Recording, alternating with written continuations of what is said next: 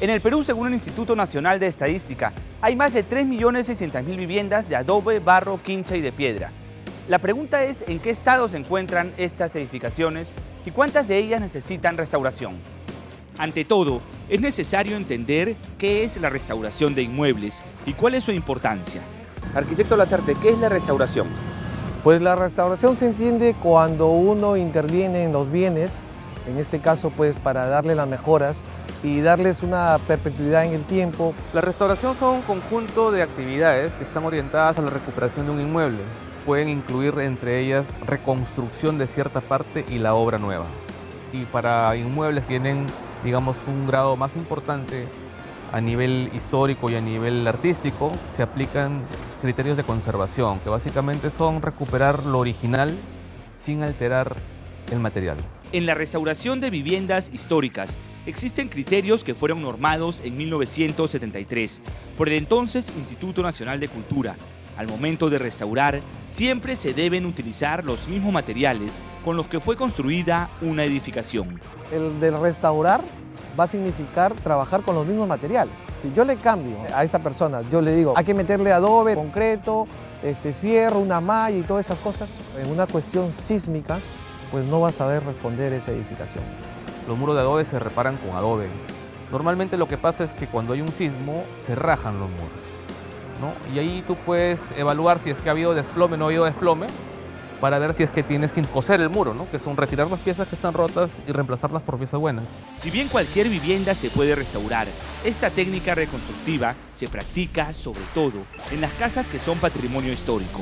Solo en Lima hay más de 600 inmuebles de este tipo y el 80% de ellos está a punto de desplomarse, según el Centro de Investigación, Documentación y Asesoría Poblacional, CIDAP. Ahora, cuando uno encuentra un edificio histórico, lo primero que va a ver es que hay un montón de instalaciones que están desordenadas por todos lados, tanto eléctricas como sanitarias. Y cuando digo sanitarias me refiero al agua y al desagüe.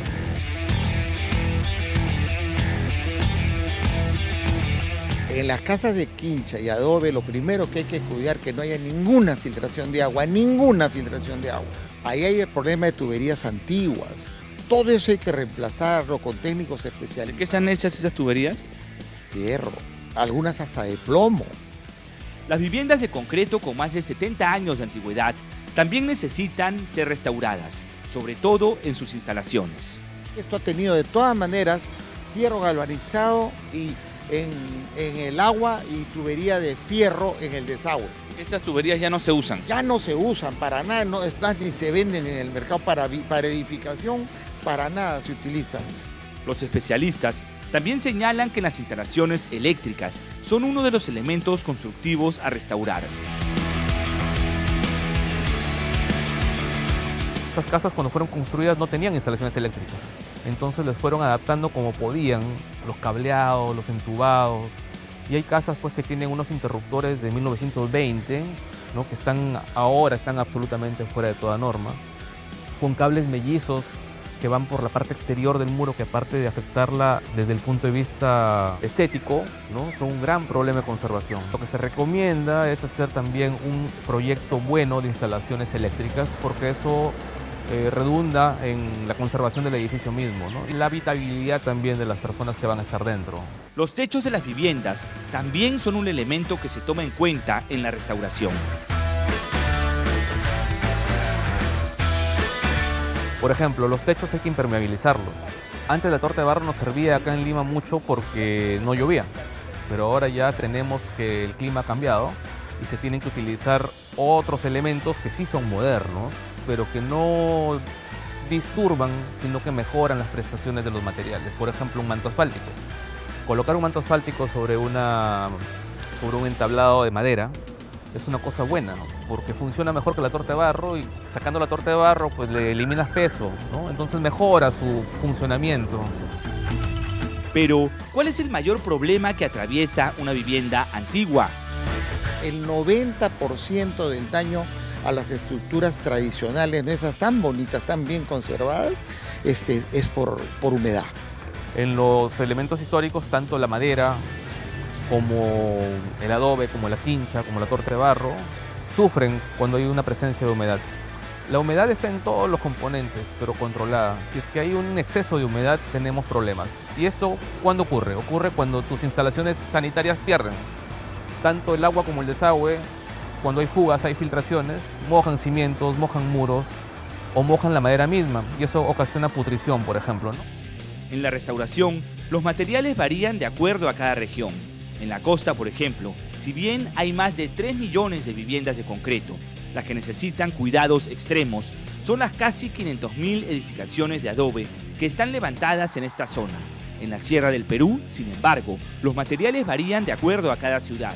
Por ejemplo, en Arequipa las casas están construidas con sillar. Durante la época ya semi-industrial o industrial comenzaron a utilizar refuerzos metálicos como son pedazos de rieles, ¿no?, que ponían en los muros. En el Cusco hay una mezcla entre adobe, piedra, madera. En la selva peruana tenemos casas de madera. ¿Cómo se restauran esas casas? Tenemos que trabajar con los mismos materiales. En este caso de la madera, lo que se aplica son algún tipo de aditivos, de preservantes, pues por algunos agentes, algunos bichos, y también pues por un tema de la humedad. Y de alguna manera reforzarlos, revestirlos. Pues en este caso, sea de manera natural, adosando otra lámina de madera más a ello, o reemplazándola por una de mejor calidad, de acuerdo al tiempo o el deterioro que tiene ese elemento. En la madera, en la restauración, ¿cada cuánto tiempo se le tiene que dar mantenimiento? Un buen tratamiento que se haga anual o máximo cada 2 años puede preservar la madera. Tenemos el Palacio de Torretal, el mismo Palacio de Gobierno, reciben mantenimiento continuo, parecen eternas. Una casa restaurada puede sufrir severos daños si no se conserva. Por ello, es muy necesario el mantenimiento. Sobre los 25 años ya una casa pues se devalúa pues tanto en su precio y también en su estado de conservación del bien, ¿no? Pero va a depender, como le digo, mucho del mantenimiento que le pueda dar el usuario de manera responsable. Las partes de las casas históricas que se dañan son aquellas que no han recibido mantenimiento. Normalmente, cuando se construían las casas antes, recibían un mantenimiento periódico. Cada un cierto tiempo se pintaban, se impermeabilizaban. ¿Cada cuánto tiempo se tiene que hacer mantenimiento a una vivienda? El mantenimiento exterior, lo que significa fachada, pintura, con las pinturas estándares, las pinturas látex que usamos hoy día, una pintura se puede hacer cada 2 años. La restauración y el mantenimiento de las viviendas siempre son ejecutadas por ingenieros y arquitectos expertos. Ellos se amparan en la norma para reforzar un predio. Construir bien significa respetar el Reglamento Nacional de Edificaciones. Solo así se obtiene una casa segura.